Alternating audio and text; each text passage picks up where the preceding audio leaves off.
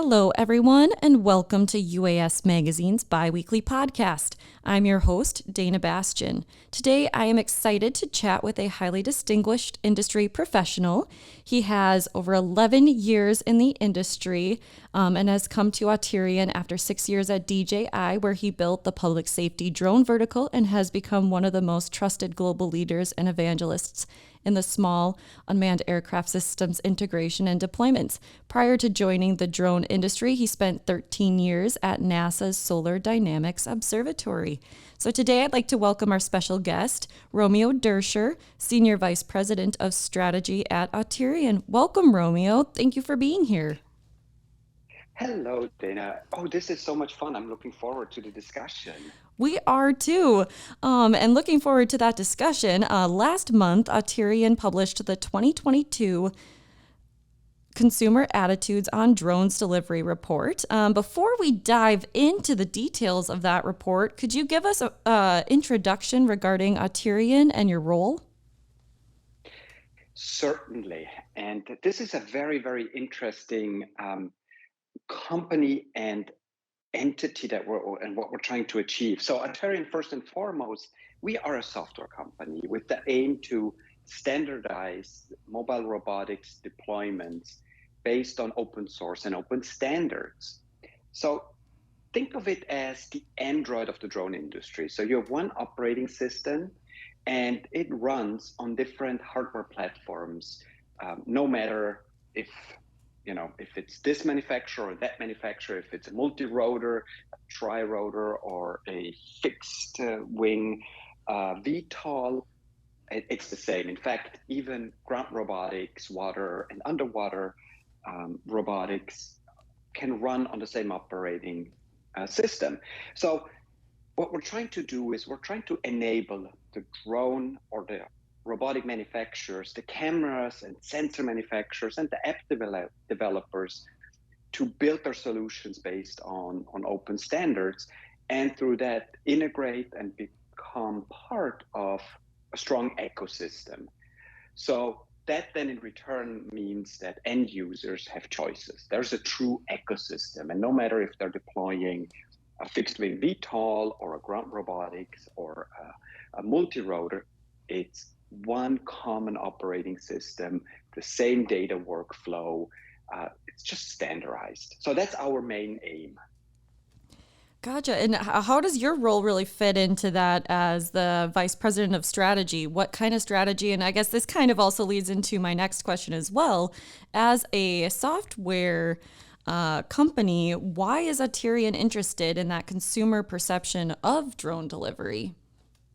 Mm, yes. So obviously, I've always been looking at the future. When I first started working with these flying machines 12 years ago, I immediately had this vision that, hey, someday this technology will help, like public safety, for example. I mean, it's a no-brainer that if you have a camera in 3D space and you get live information, that you can make much better decisions with it. So that's why also my aim in the beginning was very much focused on public safety, and through public safety help shape the opinion of the technology in the public's perception.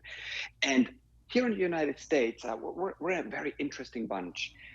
We have this notion of drones being these military platforms because that's how we heard of this technology in the 90s and 2000s. And Hollywood is influencing us quite a bit with what this technology can do. And suddenly I don't feel safe in my shower because that drone outside my house can peek through the several walls and see me taking a shower. That is not reality. And in the early days, we were very strategic about how we share positive drone stories. And obviously, if drones help save lives, mitigate risks to our first responders, help bring down operational costs, those are tangible ways that the public can identify with this technology. So to make a long story a little bit shorter, strategy is really important, especially in these early days and years of the drone industry. And also for us at Auterion, we want to strategically think into the future. And therefore, we have to think a few steps ahead. And that's where I come into the picture. And why are we interested in all of this? Well, first of all, I kind of like to say we're kind of like the honest broker. We bring the drone manufacturers together. We enable them to go to market faster. So we work right now with over 100 drone manufacturers that want to become part of the ecosystem. So we are at the pools. And through those relationships, we pick up on trends, on different interests. And about a year ago, we started to notice a pickup in that cargo drone delivery discussions through our various drone manufacturers. And so earlier this year in spring, I wanted to see what is the public's perception around drone cargo delivery here in the United States. And a survey was put together, and we went after over 1,000, everyday Americans to get a better sense.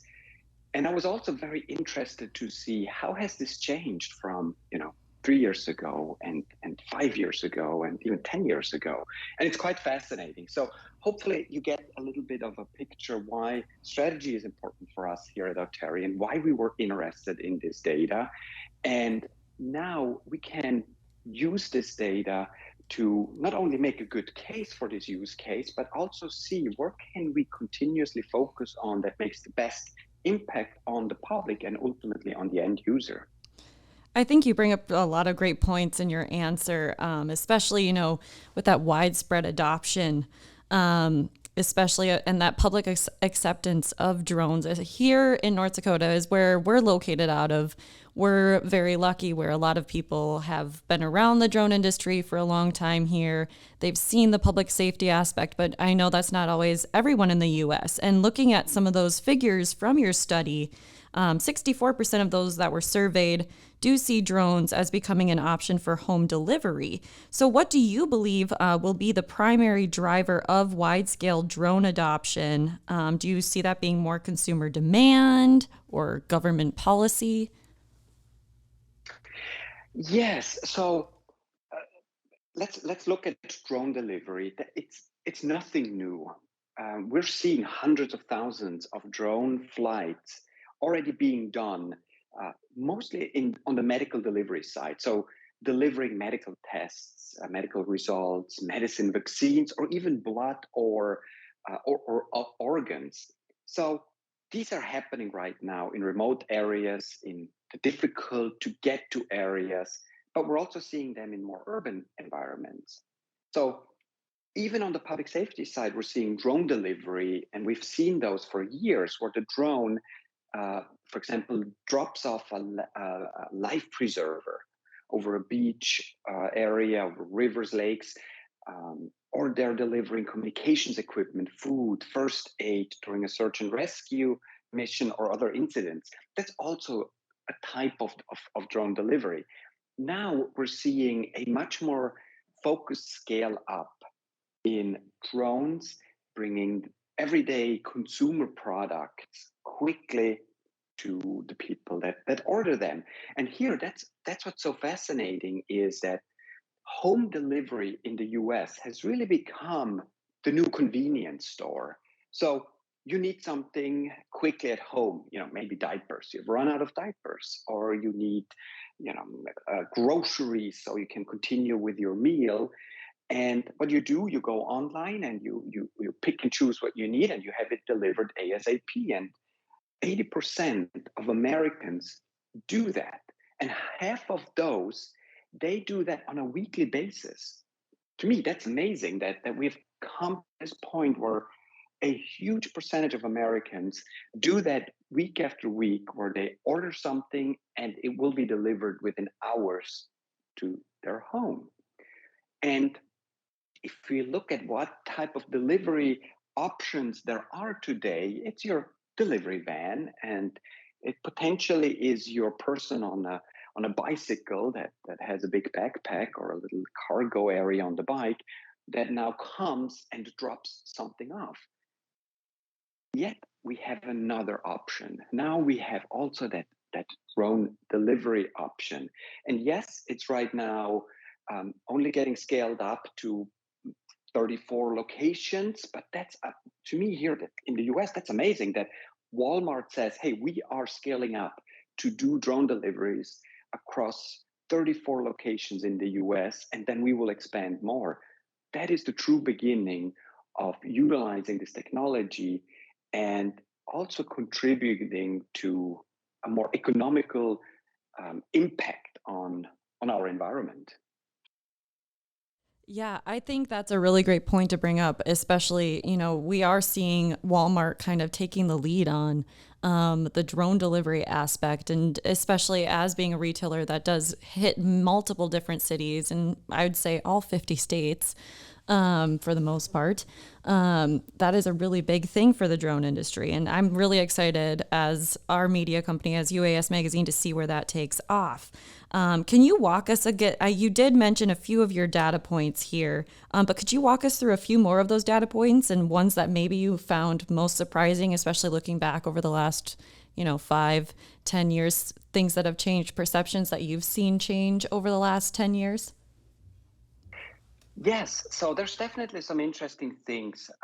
Obviously, if you look at what type of item is being mostly ordered with same day home delivery, then it's your groceries and your clothing, household items, meat, meals, medicine, baby food. So those are all items that are perfect for drone delivery because they are small, they're not as heavy. You can pick and choose multiple of these items and still are within the limits of what can be transported. So that's very interesting. As I mentioned, 80% of Americans do home deliveries, and out of those 80%, 41% have weekly home deliveries, and another 33% do it monthly. So there's really this need almost for the American consumer to get something as quickly as possible. Now, if we look at some other stats that I thought were really, really interesting, was that consumers are willing to go the extra mile. 44% of those interested in drone delivery said they were actually open to purchasing a permanent fixture, like a drone landing pad, for example, to ensure that the delivery to a specific location on their lawn or property would happen. And to me, that's really fascinating that such a high percentage says, hey, you know what?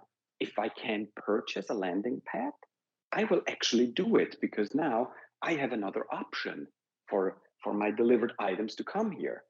And there's also the cool factor. I'm sure that has something to do with it as well. Now, of course, there are also concerns, and we looked at the concerns too. And here is what's really fascinating.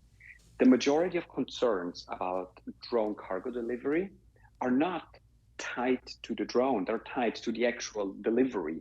So no matter if it's a van or a courier, USPS or whatever, it's the same concern. For example, what happens if my delivery gets lost? Or what happens if it breaks? What happens if it gets stolen?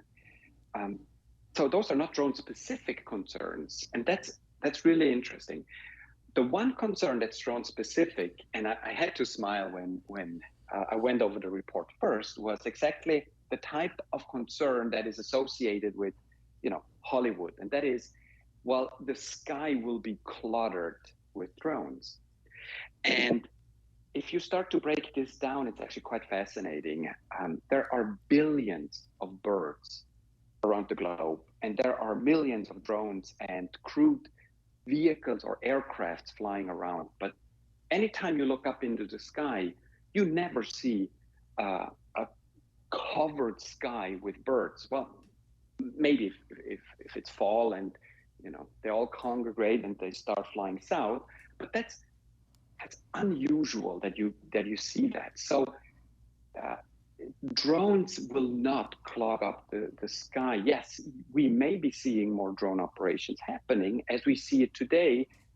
You go out, you may see a person do an aerial project, or if you happen to watch a, a structure building in flames, you may see the fire department flying a drone with thermal cameras.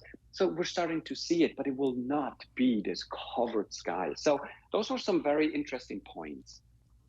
Yeah, I will say when I was reading your study, the 44% of those interested in drone delivery and being open to that permanent fixture was very interesting and fascinating to me too.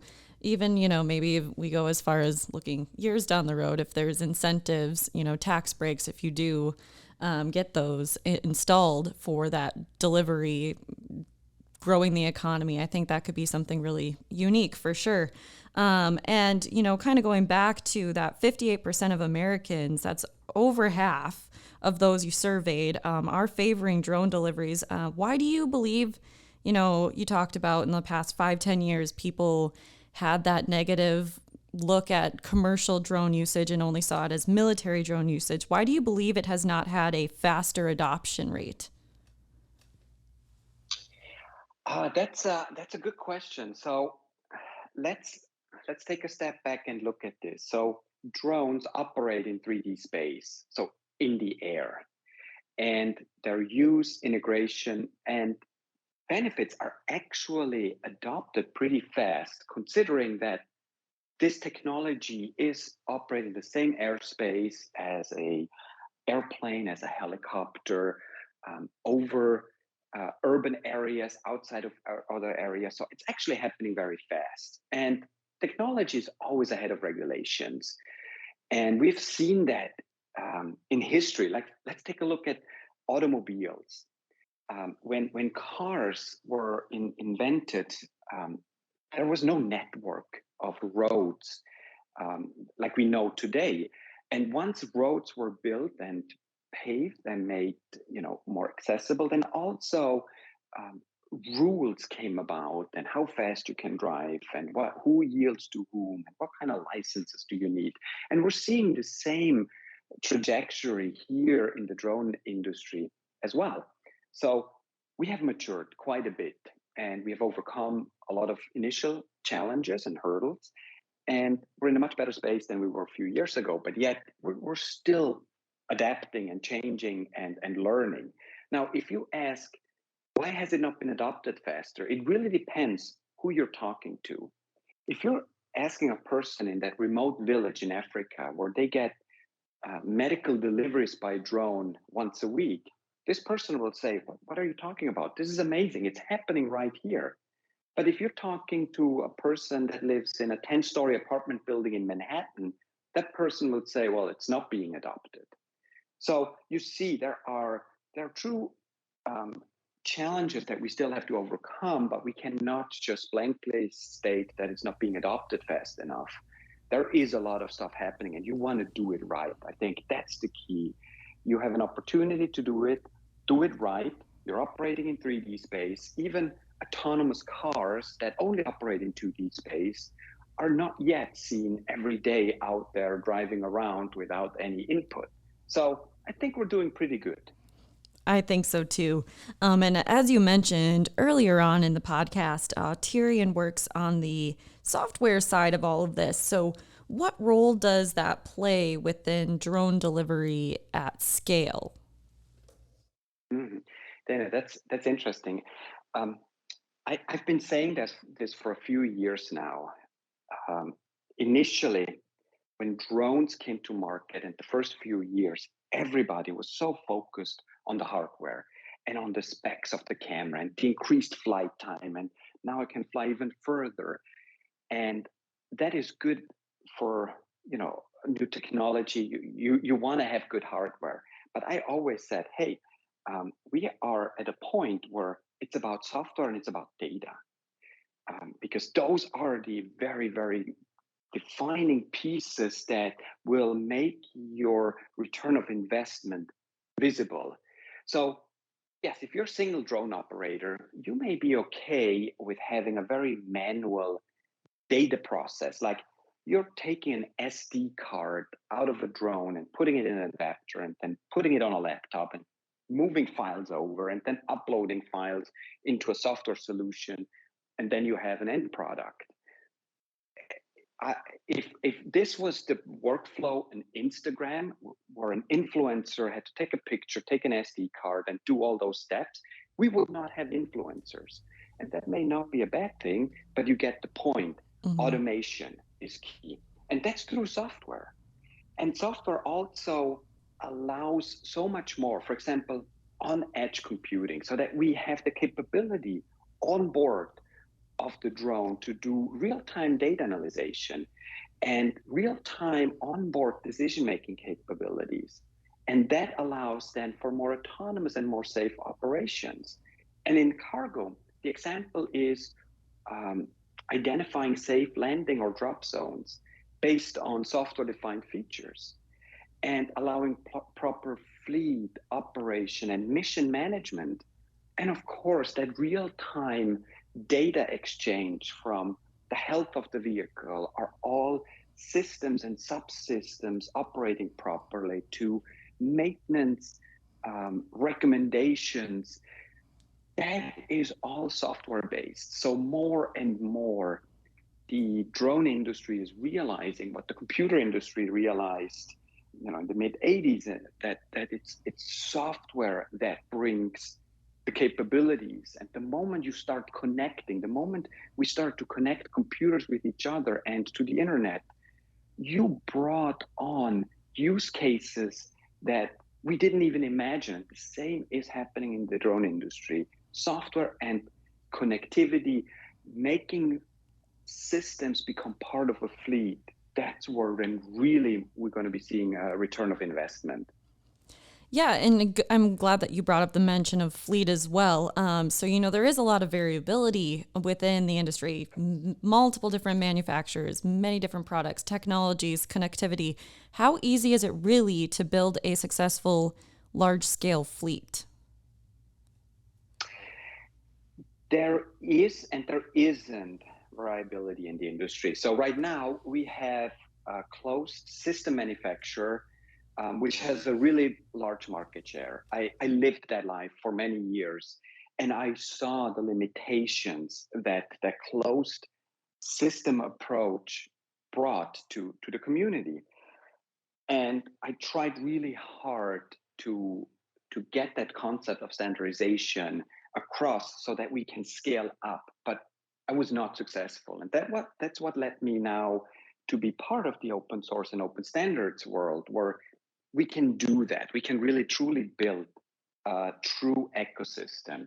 And if we do it right, if we keep the software and the operating system consistent, so that you as an operator, if you have a need to fly a small multi-rotor drone, or you have the requirement on the next mission to fly a fixed wing vertical takeoff and landing platform that have two very different flight characteristics, but you have one operating system that feels the same to you, that does exactly what you need it to do, and the data workflow in the background is the same, well, suddenly it it starts to not only make sense, but it allows you to scale up. And now you may need to also drive a rover because you may need to go into a tunnel, for example, and you can use the same ground controller hardware, the same software. Your limitations now go away. And because they're all connected with each other, you get the data into your workflows. You need to do software updates, and you have a fleet of 200 drones, and you do that through one button, and it updates all 200 of them because they're all connected. Now you're really starting to see that scalability factor. And so we need a healthy drone ecosystem or robotics ecosystem in order to make all of this happening. And I think we as an industry are starting to see all of this happening, and it's super exciting because now we're starting to touch um, bigger ROIs for entities that are looking for this type of technology. We're starting to see new use cases, and we're starting to see that connectivity piece that is so important. Absolutely. And kind of a final wrap up of the this report. When do you believe, Romeo, that drones as a mechanism for delivery will become commonplace? Mm. I think this is again one of those questions. It depends who you're asking. The remote village in Africa feels that it's common already. The very dense apartment building neighborhood does not. Yes, it will take more time to overcome the various challenges so that we see drone delivery happening all around. But it's a learning process. What is happening right now with these early delivery projects that are out there, that allows not only a Walmart and a Drone Up and Watts or Auterion to learn firsthand experiences of what works, what can be improved, what needs to be improved, but it also allows um, government bodies like the FAA to see how it's being handled in real life, so everyone learns. And perhaps it's a little bit slower right now, but that's totally fine. If we do this right the first time, then it's going to be so much easier. Um, until we have the proper solutions for these very dense urban areas, that 10-story apartment building in Manhattan, how do we deliver 10 different deliveries to that apartment building? Is it on the roof? Is there a neighborhood station that gets the delivery and from there it's being distributed? Until we figured out some of these questions, um, adoption in highly dense urban areas may be slower. But in areas where we have family single homes, uh, single family homes, where we have front yards and backyards, in areas where it makes sense to cover a larger distance because it's a farm or it's a building on a mountain. It makes so much sense, and there we're seeing this adoption being rolled out much quicker.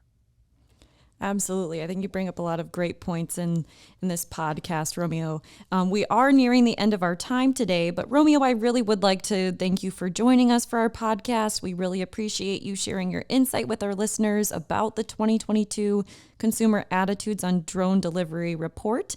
That full report can be found on the Auterion website. For all of our listeners joining us who would like to check it out themselves. Romeo, we do like to end our podcast with a little bit of a fun question. So, as someone who was born and raised in Switzerland, what is one thing that anyone traveling to Switzerland must try or do? That's a great question. Um, Look, Switzerland is a beautiful country in the heart of Europe. It is super clean, has beautiful spots, is extremely safe, has a lot of great chocolate, amazing cheese. The food is fun. Public transportation is spectacular. Being on time means you're late, so it's very structured. Even if you miss the train, the chances that a few minutes later another train departs are really high. So it's hard to just pick one thing. If somebody is interested in food, obviously go check it out. If somebody's interested about beautiful landscape sites, there's amazing mountains and beautiful lakes and lots of history. And if somebody's interested in drone technology, there is a lot happening in Switzerland. Switzerland calls itself the Drone Valley, and for good reasons. There's two really amazing schools, ETH and EPFL, and a lot of the technologies we're seeing are coming out of those two schools, from your Pix4D mapping to your Pixhawk flight controller, which is the foundation of Auterion, to many drone systems, Wingtra flyability, to tethered systems. They come out of Switzerland. So there's a lot of great stuff happening. So I don't think anyone will get bored in Switzerland. Well, you sure sold me on the experience. I'm now going to try looking at flights out to Switzerland because that sounds like a lot of fun. And also, you had me already at cheese and chocolate. So I'll definitely have to try that if I make it out to Switzerland. Well, thanks again for your time today, Romeo. It's been a blast having you here on the podcast. And to our listeners, until next time.